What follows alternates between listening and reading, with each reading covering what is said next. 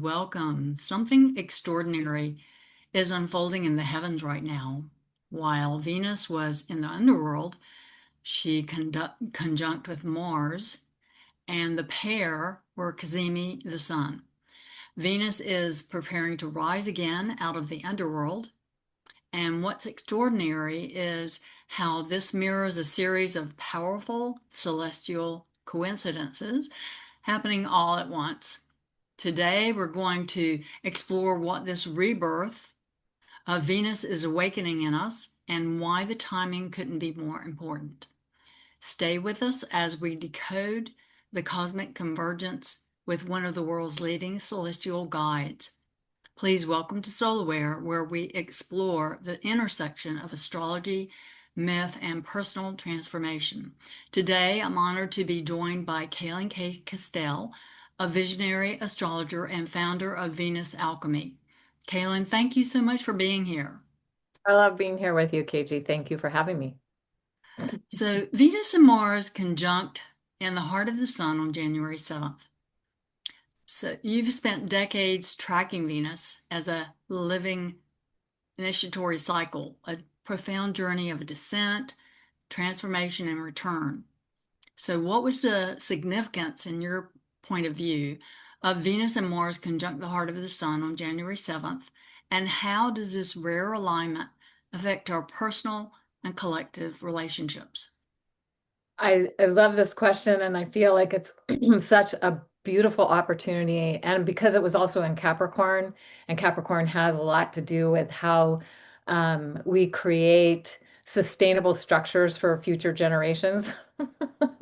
Right? So, and Venus and Mars, Venus representing the divine feminine, Mars representing the divine masculine, coming together with the sun being the source of light and life for our planet. So they're coming together with the source to source a new way of how does the divine feminine, the divine masculine relate? How are they interacting? And we could say, we've come from a culture and from a time where they haven't been equal.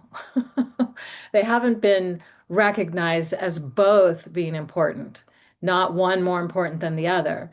And so the structures that we've had for relationships and how we connect with our either our inner masculine or external masculine for women, or the internal feminine or external feminine for men has been distorted by what's been happening in our culture. So I think this was a brilliant reset point for how we do that. How are we going forward? And how is this going to be sustainable for the generations to come in the ways that the divine feminine and divine masculine interact with one another?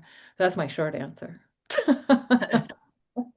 So I agree with you. I feel that a whole new masculine, there's a potential for a new masculine archetype to be born. Yes.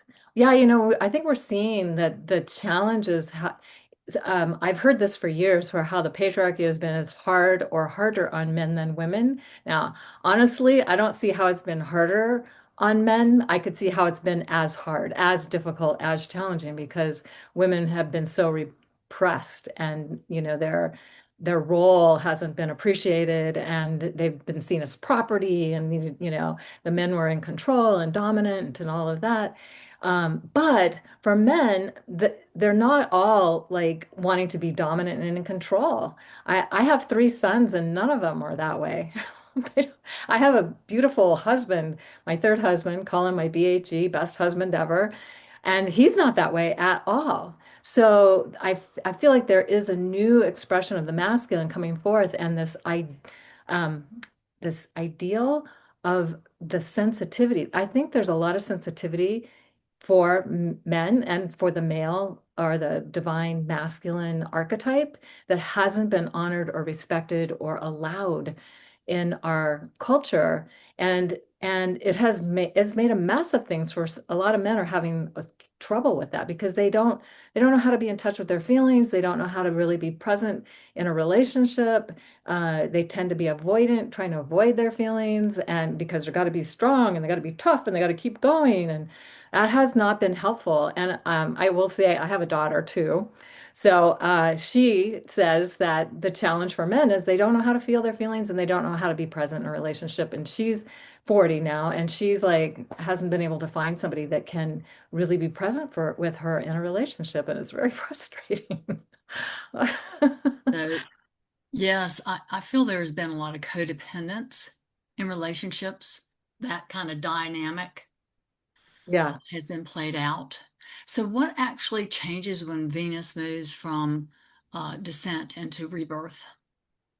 So, well, a couple of things I want to say before I even get to that point. And one is that in this underworld time, Venus and Mars together in the underworld, and they are rising up into Mars will rise up into the morning sky, Venus will rise up into the evening sky. So they're going a little bit different direction now after their exact conjunction with the sun. And by the way, that can only happen every 6.5 years when Venus and Mars will conjunct the sun and only every 32 years when they conjunct the sun in Capricorn. So it's it's remarkable. I mean, it's really definitely a remarkable thing that's been happening. But Venus goes conjuncts Pluto while she's in the underworld. It's like January 19th, I think, as the sun is moving into Aquarius and Venus is in Aquarius and Pluto's in Aquarius, and they're all very tight and close together. I was trying to figure out how often could this possibly happen when Venus is in the underworld with the sun to catch up to Pluto. It's not going to happen that often because it's got to happen within 10 degrees. So I looked ahead, and the next time Venus is with the sun, um, it's it's just a few degrees away from Pluto. It's like 3 degrees, 3.5 degrees away from Pluto in 2029. So this is, and there are later degrees, of course, as that happens, but it's not as precise as this one is. And Venus is not in the underworld when this happens, when Venus and Pluto come together. So it's like a double underworld. And basically, in the underworld, we die to who we think we are, so we can be reborn to who we really are. So what are we having to let go of? What are we shedding, so to speak, old identities and ways of seeing things and ways of experiencing things? And it's happening in Aquarius, so it's like the innovative new ideas and creative expansion of our mind, of our perception, of our ways of perceiving reality all being activated by this at this time, being very creative in new ways that haven't been done before. I think that is so. It's like releasing anything that's in the way of that. That's what it feels like is happening before we get to the time when Venus is actually going to rise up out of the underworld, and that will be on February um, Uh, 18th. 17th, Literally 17th, 17th. 18th. Yeah. Yeah, I'm sorry. She makes her first conjunction with the sun on February 18th, like right after she comes up out of the underworld, with the moon. I'm sorry. She makes her conjunction with the moon at the first gate. So this is the rising up of the divine feminine, reclaiming her strength, her power, her purpose, and why she's here. But what's fascinating is on the day she rises up, February 17th, which means basically she's 10 degrees from the sun, so she's technically visible. But if you have a high horizon line in the west, you won't see her until later, till she gets up a little higher. But we look at it as the technical rising of Venus out of the underworld, and she's with the North Node when she comes out of the underworld.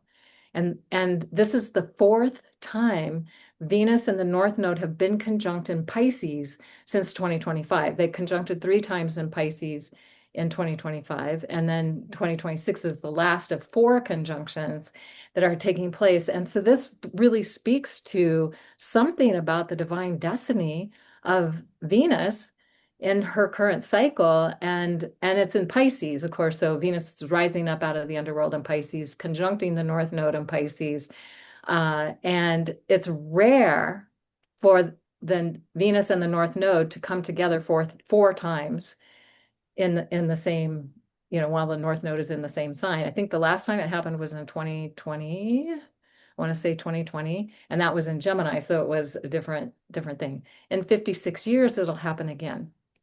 2081, I think, and 2082, it'll happen again in Pisces. So this is just so like, what does it mean? I don't know. I mean, I feel like the possibility of a new destiny emerging for the divine feminine. And if we think about the Pisces energy, she's here to help and heal. She's here, she's the empathic healer. She's the one that first she has to heal herself, and then she's going to be, an ability, has the ability to hold the space for others to do their own healing. And I always often feel like the gift that Pisces has when it's healthy is to be present with somebody exactly where they're at, whatever's going on for them, and just hold that space. And when somebody gets witnessed in that space, Mhm. oftentimes that's all that's needed for the healing to take Mhm. place. Mhm. So it's just a remarkable, amazing opportunity that is happening as Venus comes out of the underworld and has her then, almost 9 month journey in the evening sky until she goes retrograde in October, and a new cycle is going to start and all of that. But she will have this opportunity to reclaim at each of the chakras, first the root chakra happening the very next day, then the next month, and the next month, and the next month, going back up through the chakras till you get to the soul star chakra. That happens, that's the eighth gate of the Venus. The 8 times Venus and the moon conjunct after she's up, after she's technically up in the evening sky. So I hope that that's clear. If not, let me Yeah, know. that was great. So on October 29th, 3i Atlas made its closest approach to the Sun. Do you see meaning in the timing of this current coinciding with the Venus underworld phase? Well, first of all, Three Eye Atlas is an anomaly. So something that has never been in our known. It may have been something that's been known like thousands and thousands of years ago, but this is the first time we've been exposed to this interstellar object. And and it's like, so what's new? What's coming? And it went and made that close conjunction to the sun, and then it came by the Earth. First it was by Mars, then it was by Venus, then it was by the sun, then it was by the Earth, and then the last piece will be by Jupiter. And so it seems like it's a herald. It's Hmm. heralding something for us to be aware of. Like there's something new coming. What Hmm. is it? And do we want to be co-creative with that energy? Or are we just going to sit back and see what happens? So I think having our own intentions and our own ability to show up and be present to these energies and recognize that ultimately we're just being reset on such a huge level. There's other factors that indicate massive reset, but this is just another one of them of what's been happening since October of last year. And then March of this year is the last pass of Three Eye Atlas with Jupiter, and then it goes on to do whatever it's going to do. I don't know what that'll be, but it's been activating so much. So it's pretty spectacular and magical, and we don't necessarily know what it means because, this has never happened before. So I think it's important for us to be intentional, to be aware, to be present, and really intentional in the best ways possible. Like, what could be the best possible outcome for this, the Yeah. best possible results? Yeah. Yeah. So the Venus returns on February 17th when she will become visible in the morning sky. This is the same day of the Aquarius Solar Eclipse, new moon, and the Chinese New Year of the Fire Horse. So, do you think this signifies? Well, so Venus eclipses cycle. are always an acceleration of whatever's in play. Um, and because and this is an annular solar eclipse, so that means that it won't be completely dark. Like in a total solar eclipse, day turns to night, and then a few minutes later turns back to day. So it's like a fast shift from day to night to day. And usually it takes, a number of hours, 12 hours of day, 12 hours of night, especially around the equinoxes. The winter, it might be a little shorter hours of day, but it's like there's it's a process. But then eclipses speed that up. Mhm. And a total lunar eclipse, it's like goes from full moon to like the dark of the moon back to the full moon again. It speeds that up. and we'll have a total lunar eclipse on March 3rd. So we have this 2 week window. So Venus is rising up in this eclipse window, which I have always felt is like a time out of time kind of energy. Like it's not normal or it's not usual or it's not what we're used to. It's like a different portal or energy that's available to us during an eclipse window. So Venus is coming into the sky with this eclipse portal, and it's a ring of fire eclipse, meaning it would be a total solar eclipse if the moon wasn't so far from the earth. It's so far from the earth, it's not big enough to cover the sun. So it creates a ring of fire around the sun, which is like to me, a cauldron Mm. of alchemical change and possibility. And so Venus is rising up with this cauldron that's being activated, and I'm just feel like it's going to accelerate whatever we're holding in consciousness, whatever we're imagining and vibrating with, I guess. So we want to be really careful that we're putting our attention on what we really want and vibrating with the energy of love because it is all, well, the eclipse is in Aquarius, which is about universal love. And Venus is rising up in Pisces with the North Node, which is about also universal love. But Aquarius thinks it's a great idea, and Pisces is like feels it. So they're a little bit of difference in how they're doing that, and that is activating um, the the power of love to transform everything if we Yes, choose. union of the divine masculine and feminine. Yeah, yeah. So if we're choosing that, then it's available to us, like, and it's being accelerated. Hmm. How cool is Hmm. that? Hmm. So, what does the Venus first appearance in the morning sky signal energetically, psychologically for us? What themes tend to surface during this particular phase of the Venus rebirth? Yeah, so when Venus rises into the evening sky, she is coming up out of the underworld. She's been through her death process. So ideally, she has released anything and everything that was in the way of her being her true self. And then she rises up into the evening sky, she can reclaim a more authentic identity, a more authentic sense of herself. And it's a process, it takes time. It's not like, oh, I'm in the evening sky and now I'm all back to no, it's like it takes time to put that all back together. She had to let go of a lot of things on her way into the underworld. And so now the idea is to reclaim it in a healthy way so that it can be of service of her divine destiny, and especially as she's rising up with the North Node. So it's like, how does she get to be um, first authentically herself and then be in service to something greater beyond that? So, what are some ways, what could this look like for people, visually? Well, I mean, it's going to be different for everybody, but it is. And I think that it's helpful to pay attention to the Venus moon conjunctions and the each soccer gate, and then literally the next day there's a Venus moon conjunction that might be visible, might not be easily seen, and again you'd have to have a low horizon because it's going to be low on the western horizon for both the moon and Venus on the 18th. But um journaling and or intentioning, meditating, journeying, whatever it feels like supports you in getting connected, going out and seeing if you can see them.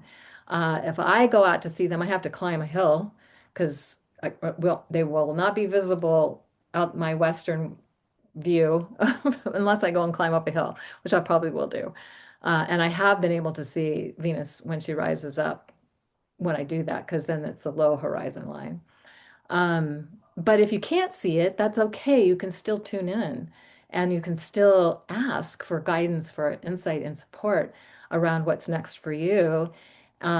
And how are we reclaiming our life force in a healthy way?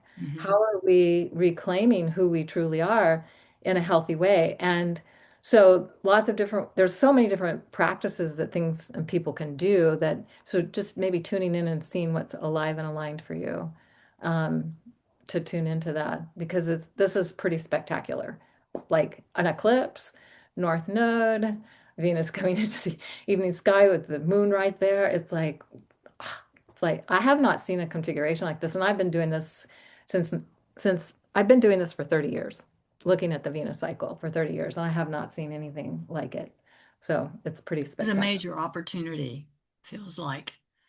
And I always think that how things start is how they go.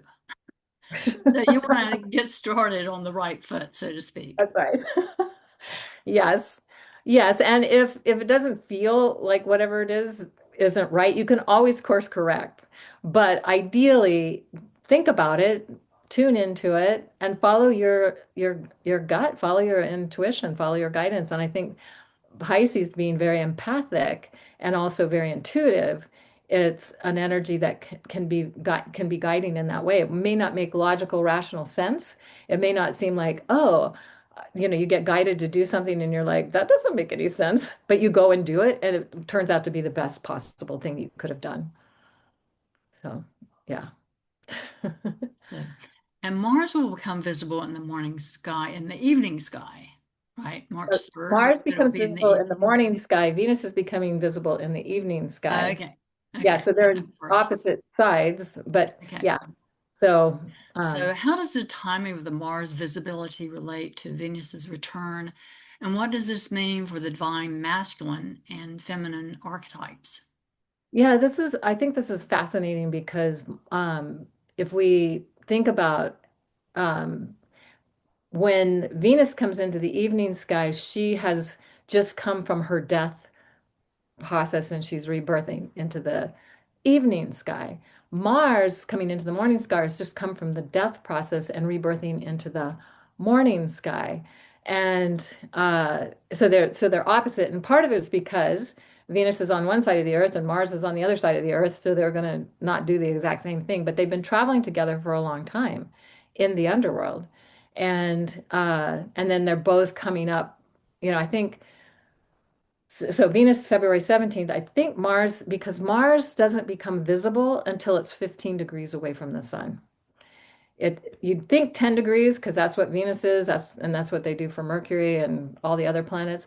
But Mars is 15 degrees from the sun before you can actually see it. So it's later in March when Mars becomes visible. And uh, the so this rebirth of the divine masculine, and Venus has already been in her rebirth phase for like about a month when that happens. And they're in different places. So they're on their own unique journey ultimately. So they're not like connected anymore. They had the connection with the sun, and now they're going and doing their own thing so that they can come back together later and then reconnect and maybe figure out how they're going forward together at another time. But I feel like these are kind of somewhat individual um, journeys when they come into their rebirth point. So, I'm just curious about all the coincidences. There seems like there are a lot of coincidences happening with the timing. I Yeah, feel timing is really crucial in things, and it just seems that things feel orchestrated from on high, so to speak. right. So, do you have any comments about just the timing of events, how you feel this is being orchestrated? What would you say this is being orchestrated for? I think the time of course timing is everything, right? And when we work with the timing, we can create the magic. We are the co-creators with this reality. And what we believe and what we focus our attention on becomes our reality. So this timing is really encouraging us to be careful, to be focused on what it is we truly want, not focused on the things we don't want that we see happening perhaps in the world that are somewhat unsettling and uh, to it's like, yes, those things need attention, but we still want to stay present to what it is we really want to co-create going forward and having a healthy relationship with ourselves, with each other, with the earth, with the cosmos, with the above and the below, and the below and the above, and we're helping to co-create what's going on. This is the time I mean, a lot, there are many, many times it's really important to pay attention and know that, but this is definitely one of them. It's like high on the list. Yeah. Yeah. So the awareness that we're co-creators Yes. in the life processes, how we experience life, You know, is really highlighted. my favorite saying is we inform the mysteries as much as they inform us. So what's happening in the sky is informing us and letting us know what's happening, you know, that there's something happening and what's the possibility. And then we inform the mysteries back by how we engage with that, how we interact with that. And ancient cultures were very present to these things. They built standing stone circles and pyramids and petroglyph sites and chambered cairns and temple sites and other ways that they were tracking what was going on in the sky because they were co-creating. And we forgot that, we lost that. Now it's time for us to get back to co-creating again. And partly the loss of that was due to the dominator culture wanting to be in control. So it like discouraged people from having that connection and basically being the ones that saying we'll tell you what's going on, we're the connection between the divine and the earthly or whatever that was about, and people wound up giving up their power to that dominator, uh paradigm that was has been in place for such a long time. It's time for us to say no to that. No, we get to have our own connection. We get to do our own co-creation. We've always been co-creators. We just forgotten. Now we're remembering. Yes, yes, big remembrance Yes. going on, Yes. definitely.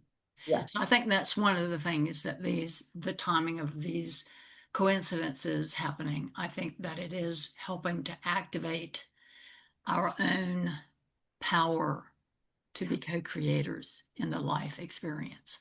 Yes, and that is a responsibility. We need, to be co-create. It's like I think when we give that up, it's like we give up the responsibility. We don't feel like Mhm, we're responsible. It's like somebody else out here is responsible for what we're experiencing. But ultimately, that was our choice to give that up, and so now we need to choose to take it back. mhm. So, so you say that for a personal um, influence or to really take experience these energies in our own personal life, to journal or do things to help embody the energy. Yeah, That one of the that way it'll have more of an influence in our Yeah, own so personal there's different life. ways. I mean, you can do divination.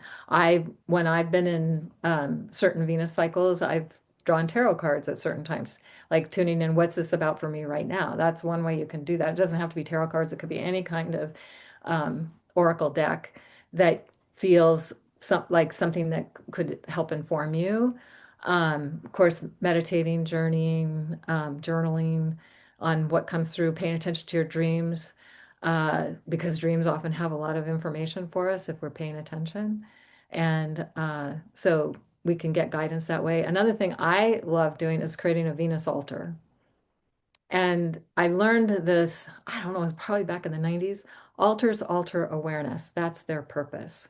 So when you create an altar and you put images and things on the altar it's like your intention. What are you wanting to co-create with the universe? And then you do it and say, do it on February 17th at the, at the new moon eclipse with Venus rising into the evening sky. And energize it then. You could be planning for it before that. But then that altar will remind your subconscious of the intention. You don't have to think about it all the time. It's like every time you see it, place it somewhere where you'll see it often, and it will remind your subconscious of uh, of what the intention was, and it helps to keep it present and alive in your space. It's so good. I just love that, being able to do that. Yes, I've had a very active dream life during this time. Yeah. And I think for me, my clairvoyance, I feel like um, maybe the more clear faculties can get activated during this time also. Yeah, my dreams have been more active too. Sometimes a little unsettling, but hey, dying to things. Yes, I think stuff needs to come up to Yeah, get integrated from the yeah, shadow. So, Yeah. Yeah. do you see any global collective shifts that might arise from these alignments? How might they influence the world stage? It feels like we're in a global reset. And so whatever has been is like trying to not die. Like hanging on, right? But it's like it's going to have to die. It can't be sustained. And it becomes the more the energies try to hang on, those old energies try to hang on, the more for sure it's going to not be able to hang on, kind of thing. Um, so I think that globally, it's an opportunity. We're all awakening to greater awareness, greater, and hopefully increasing our vibration. And enough of us come into that vibration of love would change everything. And that's the opportunity that's available to us. And so for me, the intention is, um, I've been using this intention for a while, living in the magic of love. I am living in the magic of love. And I am loving living in the magic of love. And when we think about love as magic and that pure, beautiful expression of love that is really what created all of this, and we can co-create with that energy again. How exciting is that? Very powerful. So, how can viewers find out where these alignments fall in their own chart and what should they look for? Well, I mean, there's different chart programs out there that people can connect with. I'm not thinking of them right off the top of my head. I have my own way of creating charts and looking at things, but you can go run a chart and look at how, see if you have anything, especially in Pisces, Aquarius, Aries, because of the Saturn Neptune conjunction in Aries, also a global reset that's taking place because this is the last time they came together in Aries was in 1703, but it was at like 11 degrees Aries, not at 0 degrees Aries, which is the starting point of everything. So that global reset hasn't happened in this way in like thousands of years. And so what do we want to create? What are we looking at co-creating with these energies that are saying, okay, it's time to create something new. What are we going to Mhm. create? Mhm. Yeah. So, what is the one message you feel Venus and Mars are bringing to humanity at this time? I think that it's really important for us to have a healthy relationship, regardless of how we identify feminine, masculine, you know, neither by, gender fluid, whatever it might be. However, we all have a feminine and masculine within ourselves, and how are they communicating, connecting, getting along? Is there masculine wounding for women or feminine wounding for men, or maybe even like feminine wounding for women and masculine wounding for men? Whatever the wounding might be, this is the time to do the best that we can to uh, heal that, to um, trust that if we are paying attention, it's like things will come up in our life and our external life and reflect back to us. And it's like, oh, I guess I need to work on that. Mhm. Sometimes we get those messages. Um, and then other times we can also get the messages like, oh, look, I've really worked on that because this is no longer an issue for me. So what's coming up that still needs attention, and what can we celebrate that we've transmuted and transformed within our own being and within the relationships around us. So I think that it's how does the masculine and feminine support one another, celebrate each other, be there for one another, and recognize that they're each different. They have different gifts and qualities they bring, and they're equally important. They're not one is better than the other, or more important than the other. And so I feel like that's the opportunity we have, and that's what Venus and Mars are trying to tell us. Thank you so much for being here, Kaylin. I really appreciate your sharing your wisdom with us. How can people get in touch with you to learn more about the Venus cycles? Venusalchemy.com. We're starting the Venus journey for the evening sky on February 13th. If people want to join with us on that, of course, there'll be a new Venus cycle starting in October.